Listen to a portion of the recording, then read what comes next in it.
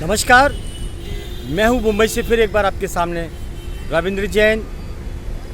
देश हित में आखिर भारत में सिस्टम क्यों नहीं सुधरता है? सवाल तो बहुत बड़ा है। 1947 के बाद से ये सवाल खड़ा हुआ है कि भारत में सिस्टम क्यों नहीं सुधरता, क्यों सड़ा हुआ सिस्टम है, क्यों ऊपर से नीचे तक भ्रष्टाचार की भीख में पनपते डिपार्टमेंट, शासन प्रशासन लगा हुआ है।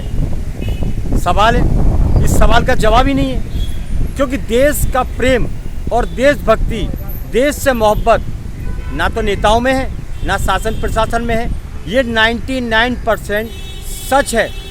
जो आपको सुन के कड़वा लगेगा, उन लोगों को कड़वा लगेगा जो देश में बैठे हुए दलाल हैं, चंद जो देश की दलाली करते हैं, डिपार्टमेंट की दलाली करते हैं, शासन प्रशासन में बैठे हुए लोग मौजूद हैं, उनको बहुत बुरा लगेगा। मेरा तो एक ही कहना है, अरे सुधर जाओ बेशर्मो। भारत 900 साल गुलाम रह चुका है। क्या वही स्थिति लाना चाहते हो अपने ही देश की? अपने ही देश को लूटते हो।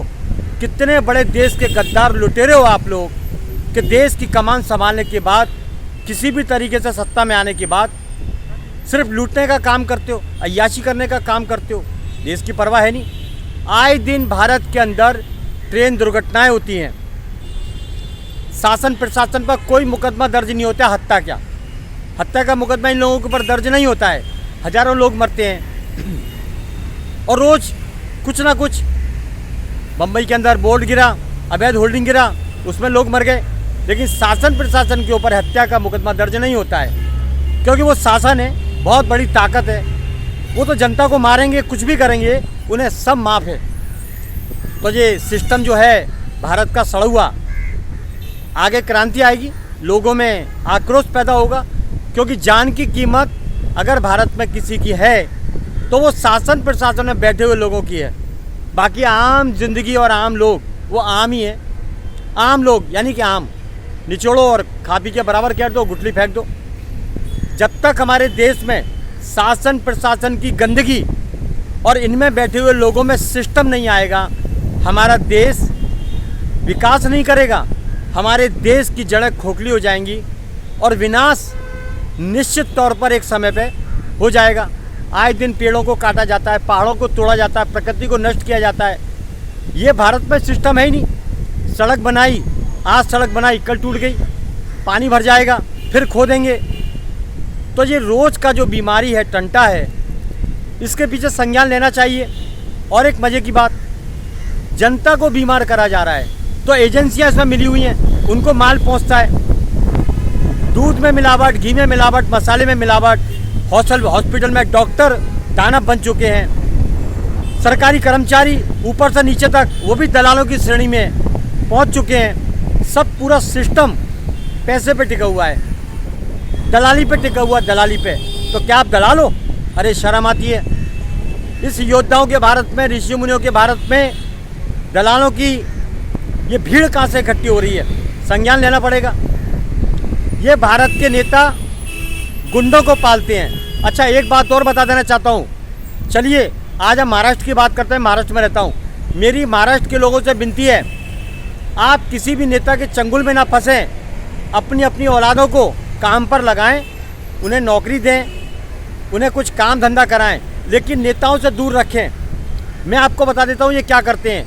ये गुंडे प्रवृत्ति के नेता उन्हें पालेंगे, बड़ी बड़ी बातों का सपना दिखा देंगे और ये उन्हें काम पे लेते हैं। कोई दंगा भड़काना हो, किसी को मारपीट करनी हो, किसी को उठा के लाना हो, तो ये गुंडे प्रवृत्ति के नेता उन लोगों से, आपके बच्चों से ऐसा घिनौना काम कराते हैं। आखिर काम नेता ने कराया, पकड़े आपके बच्चे जाते हैं, वो जेल में सड़ जाते हैं। ये कितनी भी कोशिश करें छुड़ाने की, जहाँ ताकत लगेगी छुड़ा देंगे, बाकी जेल में सड़ जाते हैं। फिर ये ध्यान नहीं देते, सड़ते रहो। तो अपनी अपनी औलादों को बचाइए, इन नेताओं से दूर रखिए। ये नेता देशभक्त नहीं है, दलाल हैं। 99% नेता दलाली करता है, वो आपके बच्चों को भी ठिकाने लगा देंगे। ये गुंडे टाइप के हो गए, इन्हें डर है, इसलिए शासन पुलिस की मदद लेते हैं कि हमारे चारों ओर आप घेरा लगा लो, क्योंकि इन्हें मालूम है ये आए दिन गलत करते हैं, जनता नहीं पीटे। इसीलिए आपकी औलादों से विनती है कि नेताओं के चंगुल में ना फंसे, नेतागिरी ना करें, काम धंधा करें। जिस दिन नेताओं के पास लोगों की भीड़ नहीं रहेगी, ये अपने आप काम करने लग जाएंगे। ये तो पागल हो जाते हैं, भीड़ देख के कुछ इनके चमचे इनके तलवे चाटते हैं। ये उनकी खुशामद करने जो लोग बैठते हैं, ये उससे पागल हो जाते हैं। इनका मानसिक संतुलन खराब हो जाता है और लूटपाट चालू करते हैं। आपके बच्चों से लूटपाट कराते हैं। ये तो लूटने जाएंगे नहीं, आपके बच्चों को गुंडागर्दी करने भेज देंगे, जाओ उसको मार के आओ, पीट के आओ, ये कर दो वो कर दो, आपके बच्चे जेल में बंद हो जाएंगे। तो कृपा करके ध्यान रखें, आपके बच्चों को नेतागिरी में ना भेजें, इनके चमचागिरी ना करें, इनकी जियाजुरी ना करें, पढ़ाई करें, काम करें और देश हित में नाम करें। मैं देश को बचाने के लिए सदैव तत्पर बात करता हूँ। मेरी बातों को जो दलाल लोग हैं उनको बहुत बुरा लगता है, वो सोचते हैं कैसे इसकी सुपारी दी जाए।